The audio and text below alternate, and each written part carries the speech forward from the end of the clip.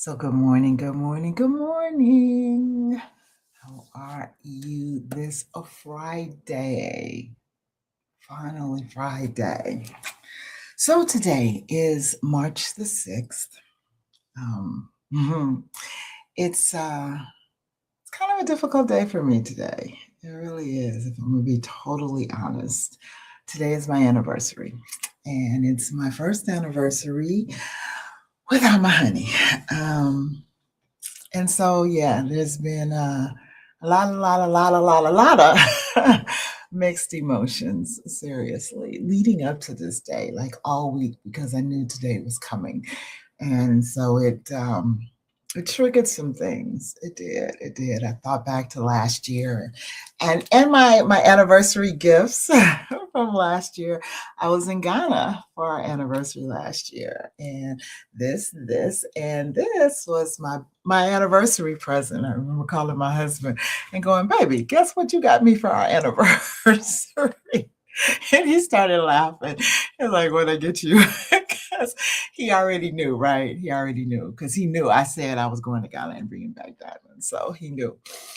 But yeah, it's one of those days, um, that you walk through. You know you're gonna get through. You know God is taking you through, but it's still one of those days. And so my nugget today kind of ties into, is your intimacy misaligned? Normally, when we think about intimacy, we think about it from that place of a husband and wife, or people in relationships. I know y'all do partners today. I ain't do partners. It's like, anyway, either I was in or I was out. But yeah, anyhow, that's a whole nother story. That's a whole nother story. I'm not gonna go there. I can testify truly, with all my heart, that in the midst of our marriage, today would have marked 32 years on our second marriage. Like, we had the first one that was 3.5 years, that the intimacy was totally misaligned. It was just like, whoa, there was like no alignment there. It was, yeah, it was. But anyway, but the second one, I think we were both more keen on making sure that focal point that kept us aligned in our marriage was God. Now, that's not to say that we didn't have ups, downs, ins, and outs, because yeah, we even separated in the second one, but God, okay, but God. Um, but when you are aligned, when your intimacy with God is aligned, it aligns the intimacy and the relationships that you're in all the way around. All the way around, because he becomes your focal point. When you're in a place of intimacy, I said this once, I'm gonna kind of be a little transparent. I was telling on myself, but I was delivering a message, and I don't remember the title of the message, but I remember um, there was a point in it, and we were talking about intimacy. It was definitely, I was sharing about intimacy, and I gave myself as an example. So, over the past 32 years, and I'll put it in today's terms, over the past 32 years, I've only been intimate with one man, one person, and that was my husband. All right. Prior to the first marriage, that was not my testimony. And here was the thing, here was the difference. I can't tell you, again, I told you I'm going to be transparent with me. I can't tell you the names of everybody that I had sex with, I had intercourse with. I'm just being real. My days of promiscuity was rampant and wild. But I can tell you every person, and it was very few, trust me, it was only a couple that I was intimate with, that it meant something. And that's the difference in your intimacy with somebody and just being with somebody. It means something. There's a difference in just a physical act taking place and that connection of oneness happening. And that's what God wants. Sometimes We treat God just as one of those throwaway, not even a one night stand, a one moment stand person that I'm just going to hit it and quit it. I'm going to get with you just to get my needs met.